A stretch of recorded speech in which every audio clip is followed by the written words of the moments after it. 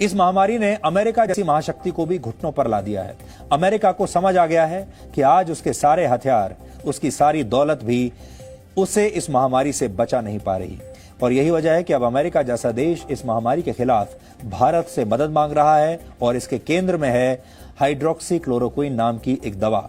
और अब अमेरिका समेत दुनिया के करीब 30 देश भारत से ये दवाई लेना चाहते हैं, यानी ये गोली लेना चाहते हैं। अब बंदूक वाली गोली का जमाना चला गया, दवाई वाली गोली का जमाना आया है। ये वर्ल्ड वॉर 3 है, तृतीय विश्व युद्ध है। इसमें बंदूक की गोली नहीं चलेगी, दवाई की गोली चलेगी।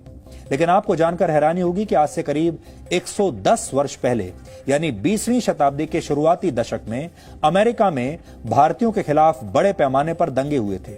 इनकी शुरुआत अमेरिका के वॉशिंगटन राज्य के बेलिंगम शहर में हुई थी। स्थानीय लोगों का आरोप था कि भारतीय उनकी नौकरियां ले रहे हैं, यानी भारतीय वहां आकर नौकरियां छीन रहे हैं स्थानीय लोगों की।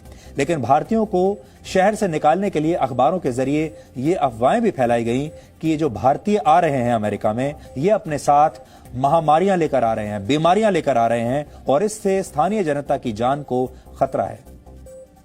वर्ष 1907 में वॉशिंगटन में भारतीय लोगों के खिलाफ 2 बार दंगे हुए और करीब 1200 भारतीयों को तब शहर छोड़कर भागना पड़ा।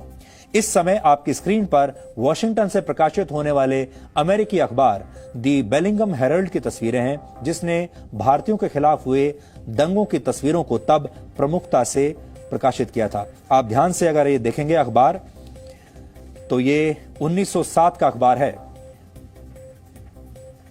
अगर आप यहां देखें तो हेडलाइन है Hindus hounded from city. Bellingham Herald अखबार है ये। उस समय अमेरिका में सभी भारतीयों को आमतौर पर हिंदू कहा जाता था। तब भारतीयों को इंडियंस नहीं कहा जाता था, तब भारतीयों को हिंदू कहा जाता था। चाहे उनका धर्म कोई भी हो, चाहे उनकी जाति कोई भी हो, कोई भी धर्म हो, अगर वो भारतीय है तो उसे हिंदू कहा जाता था। हालांकि अब इंडियंस कहा जाता है। करीब 3 वर्ष पहले अमेरिका की एक मशहूर लेखिका सारा इसाबेल वॉलिस ने एक पुस्तक लिखी थी जिसका नाम था not fit to stay, public health panics and South Asian exclusion.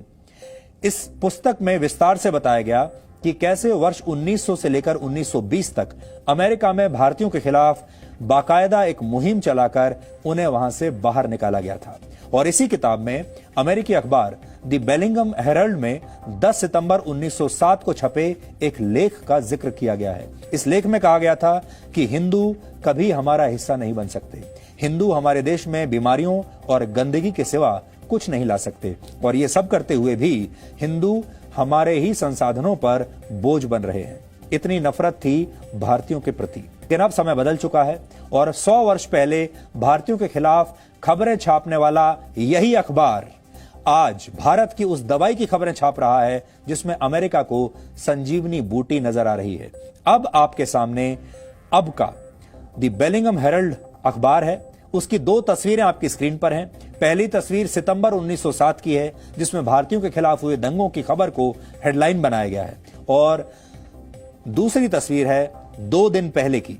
2 दिन पहले इसी अखबार में छपी उस खबर की तस्वीर है जिसमें हाइड्रोक्सीक्लोरोक्विन का जिक्र है।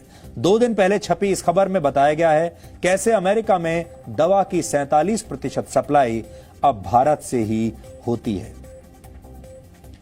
100 साल में इतना बड़ा फर्क आ चुका है, यानी 100 वर्षों में भारत महामारी फैलाने वाले देश से महामारी को हराने वाला देश बन गया है। और अब यह बात पूरी दुनिया को समझ में आ रही है।